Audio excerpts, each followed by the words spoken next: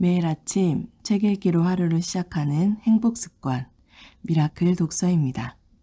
오늘 함께 읽어볼 책은 디지털 화폐가 이끄는 돈의 미래, 라나 스워츠 지음, 강진이 옮김, 북카라반에서 펴낸 책입니다. 목차 먼저 살펴볼게요. 프롤로그, 돈은 어떻게 탄생하는가? 챕터 1, 돈은 어떻게 소셜미디어가 되었는가? 챕터 2, 돈의 역사. 챕터 3, 새로운 돈의 탄생. 챕터 4, 돈의 정치학. 챕터 5, 돈과 빅데이터. 챕터 6, 돈과 디지털. 에필로그, 돈의 미래. 목차는 이렇게 나와 있고요. 프롤로그부터 읽어보도록 하겠습니다. 프롤로그, 돈은 어떻게 탄생하는가? 페이스북 리브라의 탄생. 2019년 6월 페이스북은 디지털 화폐이자 금융 인프라인 리브라의 도입 시기를 2020년으로 확정했다고 발표했다. 리브라의 홍보 영상은 기계식 전화기에 다이얼이 돌아가는 장면, 봉투 닫기 전 덮개 끝에 혀를 대고 침을 바르는 장면, 송전탑에서 전파가 출렁이며 송출되는 장면, 팩시밀리가 귀에 거슬리는 소리를 내는 장면 등 커뮤니케이션 테크놀로지의 역사 속 장면을 연달아 보여주는 것으로 시작된다. 이것들이 정말 빠르다고 감탄하던 시절을 기억합니까? 한 남자가 흥분해서 갈라진 목소리로 말한다. 커뮤니케이션 테크놀로지 덕분에 우리가 사는 이 세상은 눈부신 발전을 거듭했습니다. 영상에서 증권거래소, 축구 비디오 게임, 최첨단 인공팔이 눈앞을 스쳐 지나가는 동안 남자가 힘주어 다시 말한다. 이것들은 어디로든 이렇게 간단하게, 그것도 실시간으로 보낼 수 있는데. 영상에는 욕조에 몸을 담그고 있는 사람이 보인다. 그 주위로 귀여운 강아지 사진, 하트 모양 이모티콘, 별 의미 없는 말로 채워진 말풍선이 차례로 튀어나온다. 왜 돈은 그것이 안 되는 걸까요? 남자는 계속 말한다. 정말로 국제적이고 안정적이며 안전한 돈을 만들면 어떨까요? 그 사이 다음과 같은 장면이 차례로 지나간다. 창고에서 여자가 성인식용 드레스를 들고 걸어간다. 젊은 남녀가 함께 오토바이를 타고 바나나 나무가 늘어선 시골길을 달린다. 자동차 안에서 여자가 스마트폰 화면을 뚫어져라 쳐다보고 있다. 수평선 너머로 검은 구름이 몰려오고 있다. 어부가 해변으로 작은 배를 끌고 올라간다. 모든 사람을 세계 경제로 초대할 수는 없을까요? 누구나 동등하게 기회를 누리는 그런 세계 금융 경제로요. 갑자기 화면이 바뀌면서 시장을 비춘다. 꽃, 생선, 야채를 옮기는 상인들이 보인다. 불이 환하게 켜진 어느 고층 빌딩의 화려한 사무실에서 젊은 여성이 전화를 받는 동안 엘리베이터 안에 중년의 여성 청소부가 스마트폰 화면을 보는 장면이 등장한다. 왜 돈은 커뮤니케이션 세계와 같은 속도와 규모로 움직이지 않는 걸까? 어떻게 해야 돈이 모든 사람에게 사용 권한이 있고 모든 사람이 안심하고 사용할 수 있는 것이 될까? 리브라의 홍보 영상은 이런 질문들을 던지고 있다. 이것은 이 책의 핵심 질문이기도 하다. 리브라는 모든 사람을 만족시키는 일상의 돈, 디지털 세계와 맞춰 설계된 일상의 돈이라는 비전을 제시하면서 그런 돈을 만들겠다고 약속한다. 리브라의 비전은 모호하기는 해도 여러 면에서 이 책에서 제기하는 의문과 맞닿아 있다. 그러나 리브라의 홍보 영상이 덮어버리는 질문도 있다. 무적처럼 보이는 실리콘밸리의 거대 기업들이 돈에 주목하면 어떤 일이 벌어질까? 이 책은 우리가 결제라고 부르는 커뮤니케이션 테크놀로지가 만들어내는 공동체와 그 공동체가 우리에게 부여하는 권리와 의무를 다룬다. 이렇게 만들어진 거래 공동체와 거래 정체성은 우리의 활동 반경과 선택권을 제한하고 우리가 우리를 바라보는 방식을 규정한다. 결제 방식은 우리가 누구이며 어떤 집단에 속하는지를 나타낸다. 거래 공동체에서 배척당하면, 즉 거래 공동체의 시민권을 상실하면 당장 생계가 어려워질 수도 있다. 한 사람의 거래 정체성은 젠더, 계급, 직종, 언어, 지역 등 그 사람의 다른 정체성과 중첩되기도 한다. 거래 정체성은 일종의 공동체를 형성해서 우리의 행동을 규율하고 통제하기도 한다. 다시 말해 귀속, 포섭, 배제의 수단이 되기도 한다. 우리는 매일 수십 혹은 수백 건의 거래에 참여하면서 끊임없이 자신의 거래 정체성을 드러낸다. 우리는 매일 거래를 한다. 미국에서는 매년 수십억 건의 거래가 이루어진다. 당신이 어떤 사람인지에 따라 달라지겠지만 당신이 하루에 참여하리라고 짐작되는 거래의 예를 몇 가지 들어보겠다. 첫째, 스타벅스 리워드 앱을 여는 것으로 하루를 시작하고 넷플릭스 결제 수단인 카드가 유효기간이 만료되어 새 카드를 등록하는 것으로 하루를 마무리할 수 있다. 둘째, 버스에 승차하면서 무심코 교통카드를 찍을 수도 있고 잔돈을 미리 준비하지 못해서 허둥댈 수도 있다. 고속도로 요금소에서 하이패스가 결제되거나 우버 앱에 등록한 카드로 이용대금이 자동 결제되어도 눈치채지 못할 수도 있다. 셋째, 구걸하는 노숙자에게 현금이 없어서 돈을 줄 수가 없다고 말할 수도 있다. 그냥 현금을 조금이라도 지니고 다니고 싶어서 일부러 현금 인출기를 찾을 수도 있다. 가끔은 특별한 선물을 하려고 은행에 들려 빳빳한 $100짜리 새 지폐로 바꿀 수도 있다. 늘 현금을 사용하는 사람일 수도 있다. 스퀘어나 벤모로 돈을 받는 노숙자일 수도 있다. 넷째, 음식값을 계산하려고 고급스러운 티타늄 체이스 사파이어 리저브 신용카드를 꺼내면서 누군가 알아주기를 바랄 수도 있다. 직불카드를 내면서 직불카드가 남들에게 어떤 인상을 주는지 한 번도 생각해 본 적이 없을 수도 있다. 카드가 승인 거절 당하면 얼굴을 붉히면서 도입된 지 몇 년이 지났는데도 제대로 아는 사람이 한 명도 없는 듯한 신용카드 리더기를 탓할 수도 있다. 선불카드가 편하다고 생각하면서도 온갖 터무니없는 수수료에 신물이 났을 수도 있다. 다섯째, 점심을 함께 먹은 친구가 자기 몫의 음식값을 벤모로 보낼 수도 있다. 두 사람만 아는 농담과 함께 이모티콘도 덧붙인다. 벤모 피드를 훑어보다가 친구들이 서로 주고받은 금액과 이모티콘을 보면서 혹시라도 따돌림 당하고 있는 것은 아닌지 궁금해할 수도 있다. 서비스 약관 규정을 위반했다면서 느닷없이 벤모 계정이 정지될 수도 있다. 그런데 정확한 이유를 알 방법도 없을 것이다. 여섯째, 벤모가 뭔지도 잘 모르는데 아이 돌봄이나 반려견 돌보미가 수당을 벤모로 보내달라고 해서 화가 날 수도 있다. 또한 슈퍼마켓 계산대에서 굳이 수표로 계산하겠다고 고집을 부리는 사람 때문에 줄을 선 채로 한참을 기다려야 할 때면 짜증이 날 수도 있다. 프랑스의 역사학자 페르낭 보로델은 돈을 일상생활의 구조의 기본 요소라고 했다. 그가 묘사한 중세사회에도 통하는 주장이지만 현대사회에도 통하는 주장이다. 돈은 상당히 포괄적인 용어다. 경제학가나 돈에 관심이 있는 비경제학자들이 일상생활에서 돈이 어떤 기능을 하는지, 즉 결제수단으로서 돈에 대해 연구하는 일은 거의 없다. 미국의 인류학자 빌 모러의 표현대로 결제 시스템은 현대 경제의 배관이고 미국 연방준비제도 이사회의 표현대로 상업의 고속도로이다. 나는 돈이 커뮤니케이션 미디어라고 생각한다. 우리는 매일 하루에도 몇 번씩 돈이라는 커뮤니케이션 미디어를 이용하고 있다. 현금, 카드, 수표, 결제 앱은 단순히 금전적 가치만 전달하지 않는다.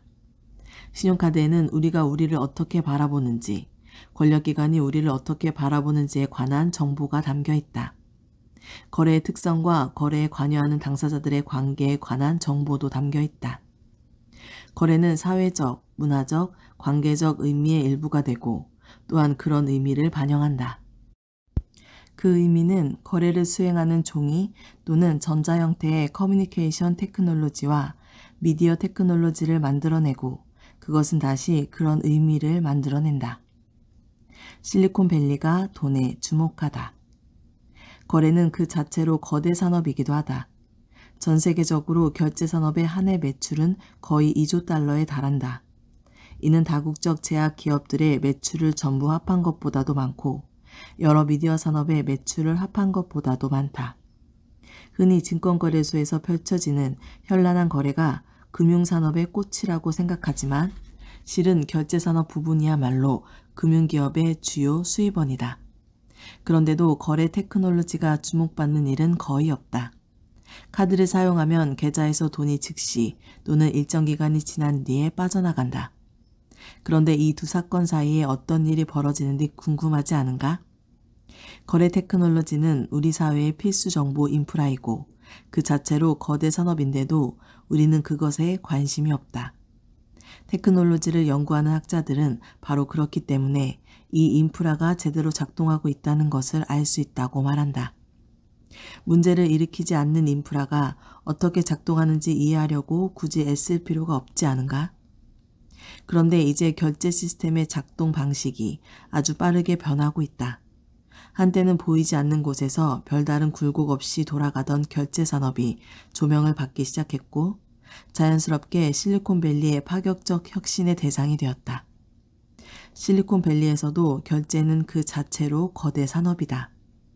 한 해의 금융 테크놀로지, 즉 핀테크에 몰려드는 벤처 투자금만 거의 130억 달러에 이른다. 결제 서비스 산업은 금융 서비스 산업이 아닌 소셜미디어 산업으로 재편되고 있다. 예컨대 정부 발행 화폐나 비자카드, 마스터카드 같은 보편적이고 상호 호환이 되는 현재의 결제 서비스 시스템이 각각의 서비스 업체 고유의 설계, 비전, 사업 모델, 관리 체제를 갖춘 틈새 플랫폼에 자리를 내주고 있다. 돈이 소셜미디어, 즉 사회적 매체로 탈바꿈하고 있는 것이다. 빅데이터가 이런 결제 산업의 변화를 주도하고 있지만 그에 못지않게 스스로 결제 산업을 주도하려고 하는 사람들이 있다.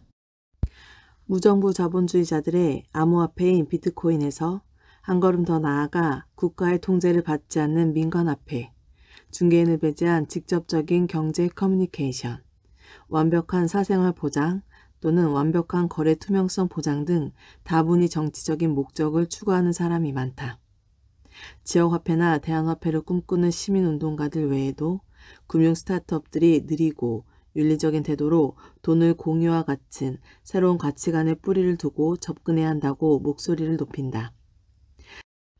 사람들이 돈을 재해석의 여지가 있는 유동적인 것으로 여기기 시작했다. 돈을 바꾸면 세상도 바뀐다. 돈을 대신하는 무언가라는 관념은 공상과학 소설이나 유토피아의 전유물이 아니다.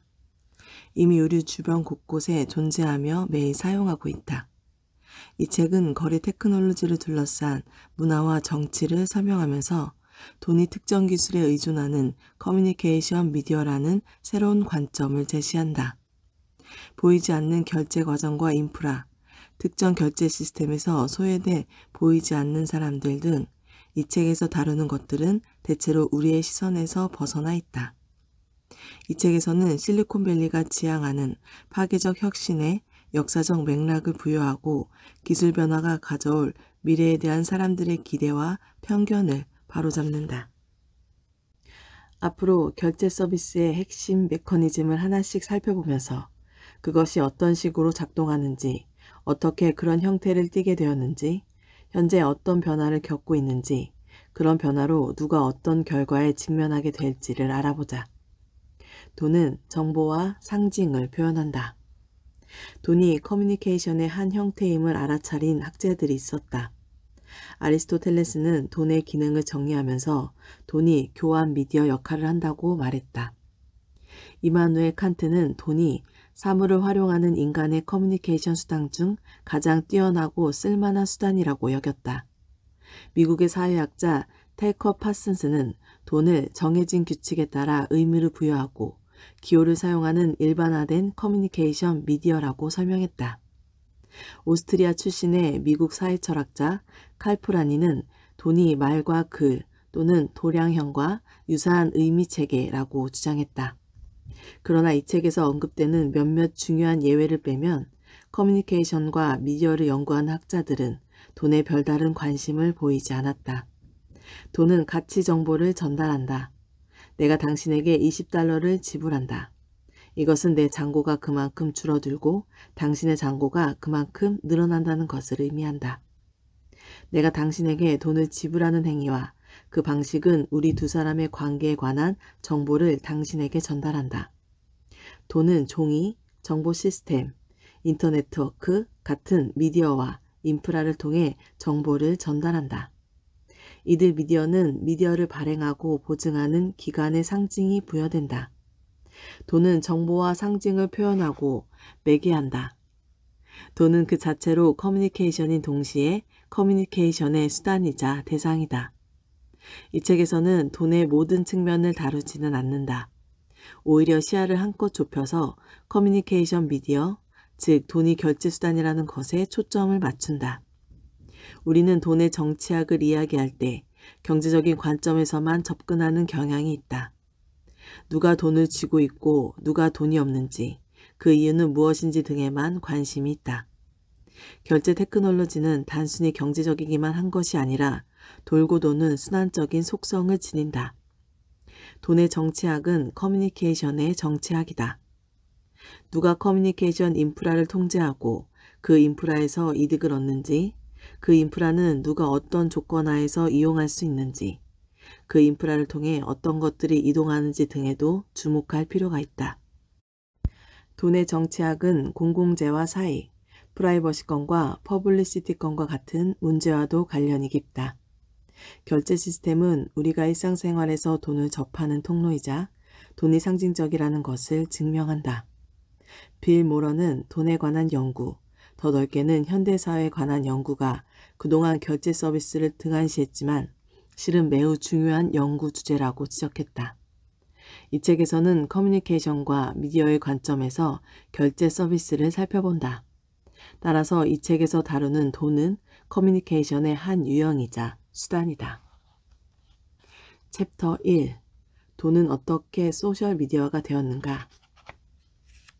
지폐에 나타난 국가의 이미지. 커뮤니케이션 학자 제임스 캐리는 커뮤니케이션을 현실을 만들어내고 유지하고 수정하고 바꾸는 상징적인 절차로 규정한다.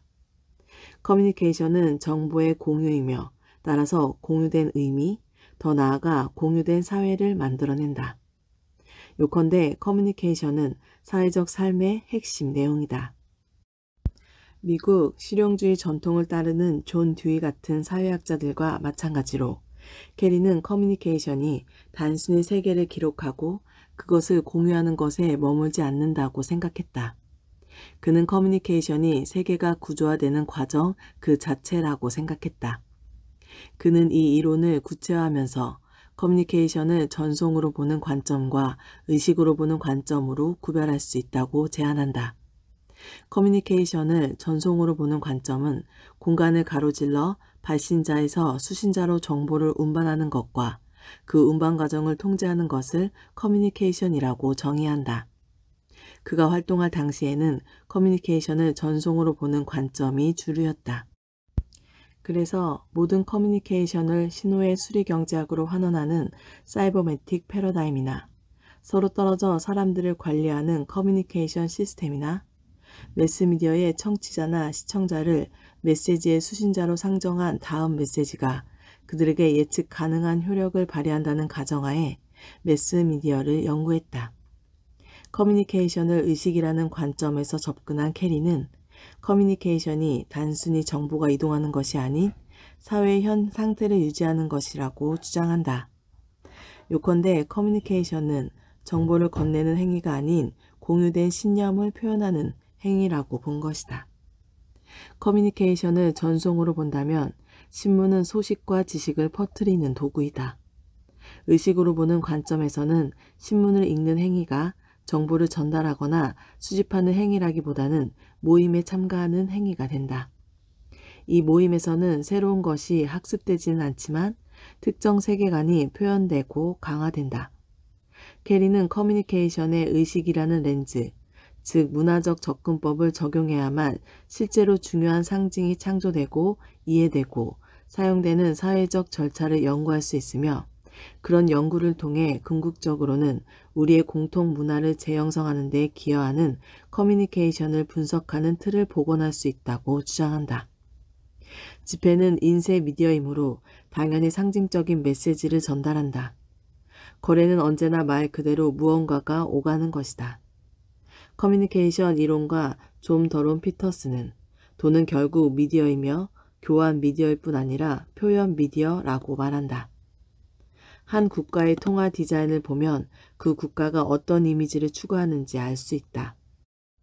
미국 독립전쟁 중에 매사추세츠주에서 발행한 지폐에는 검을 휘두르는 애국자가 마그나 카르타를 펼쳐들고 있는 그림과 함께 미국의 자유를 수호하기 위해 발행함이라는 문구가 새겨져 있었다. 캐나다가 건국 초기에 발행한 지폐들은 캐나다에서 흔히 볼 수 있는 풍경으로 채워져 있었다. 그 풍경은 투지가 넘쳐 보이기보다는 목가적이었고 신비한 분위기를 자아내기보다는 지극히 소박했다. 유로는 특정되지 않은 유럽적인 것에 느낌을 내고자 했다. 유로의 인쇄된 상상 속 다리는 유럽 국가들이 공유하는 과거의 건축 양식을 보여주지만 어디에도 존재하지 않는다. 이런 형상화는 지폐가 청중을 전제로 하는 인쇄 미디어라는 사실을 보여준다. 지폐는 국가의 피부. 영국 박물관의 지폐 큐레이터 버지니아 휴잇은 지폐가 공식적으로 승인받은 프로파간다를 유포해서 수신자의 관점에 영향을 미칠 수 있는 독점적인 기회를 제공한다고 설명한다. 미국의 역사가 데이비드 henke는 남북전쟁 전 문맹률이 높은 미국인에게는 뉴욕 같은 도시에서 전단지나 거리 표지판 등을 해독하는 일이 어려웠다고 지적하면서 이에 못지않게 현금 사용법을 익히는 일도 매우 중요한 것이라고 말한다. 인류학자 로버트 존 포스터는 멜라네시아 사람들이 지폐를 국가의 피부로 생각한다고 설명한다. 그래서 그들은 백인의 지폐를 백인 세계와 처음 접촉한 이후 자신들에게 강력한 영향력을 행사하는 세력에 관한 소식을 얻을 수 있는 창구로 여겼다. 시민들이 지폐로 새로운 유형의 이야기를 전하도록 정부의 압력을 가할 때도 있다.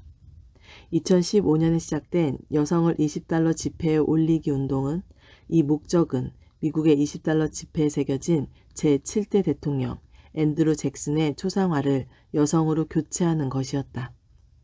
$20 지폐를 대상으로 삼은 이유는 여성에게 투표권을 부여한 수정헌법 제19조의 100주년인 2020년을 기념하는 의미도 있고 앤드루 잭슨이 원주민을 학살했다는 사실이 밝혀져 그의 초상화를 교체하는 것이 당연하게 여겨졌기 때문이다. 온라인 설문조사 결과 해리엇 터브먼이 교체 후보로 선정되었다. 2015년 후반기에 당시 미국 재무부 장관이었던 제이컵 루는 이미 오래전부터 디자인을 바꾸기로 예정되어 있던 $10 지폐에 실린 알렉산더 해밀턴의 초상화를 여성으로 바꿀 것이라고 발표했다. 이 결정은 엄청난 반대에 부딪혔다. 당시 미국 브로드웨이 뮤지컬 해밀턴이 흥행에 성공하면서 그의 인기가 치솟았기 때문이다. 2016년 제이컵 루는 $10 지폐에 해밀턴 초상화는 그대로 두고 그 대신 $20 지폐에 해리엇 터프먼의 초상화를 싣기로 했다고 발표했다. 그러나 화폐를 통해 여성과 아프리카계 미국인의 역사를 기리고자 노력한 사람들을 맥빠지게 하는 소식이 전해졌다. 2017년에 트럼프 정부가 이 계획을 백지화한 것이다. 트럼프는 $20 지폐의 초상화를 교체하지 않는 이유를 이렇게 설명했다. 앤드루 잭슨은 위대한 업적을 남긴 인물이고 누군가를 지폐에서 없애는 것은 아주 잔인하다고 생각한다. 앤드루 잭슨은 미국의 성공에 엄청나게 기여했다. 앤드루 잭슨은 그대로 두고 아마도 $2 지폐나 다른 지폐를 고려할 수는 있다. 어쨌거나 앤드루 잭슨은 교체하는 것은 바람직하지 않다. 그것은 순전히 정치적 올바름만을 위한 것이다. 아주 오랫동안 $20 지폐에 실렸고 이 나라에서 아주 중요한 사람들이라는 것을 잘 보여주었다. 2017년 트럼프 정부의 재무부 장관 스티븐 무드시는 $20 지폐에 해리엇 터프먼의 수상화를 싣는 계획이 어떻게 되었는지 묻는 질문에 이렇게 답했다. 지폐의 초상화는 꽤 오래전부터 그 자리에 있었다. 그 일은 고려해보겠지만 지금 당장은 해결해야 할 더 중요한 일이 많이 있다. 백악관 보좌관을 지낸 오바모사 매니골프 뉴먼은 트럼프의 의도가 훨씬 더 단순했다고 말한다. 트럼프는 그 계획에 적극적으로 반대했다고 전해진다. 저 얼굴을 $20 지폐에 실으라고? 지폐가 국가의 피부인 것을 확실히 보인다. 페니 동전에 새겨진 여성에게 선거권을.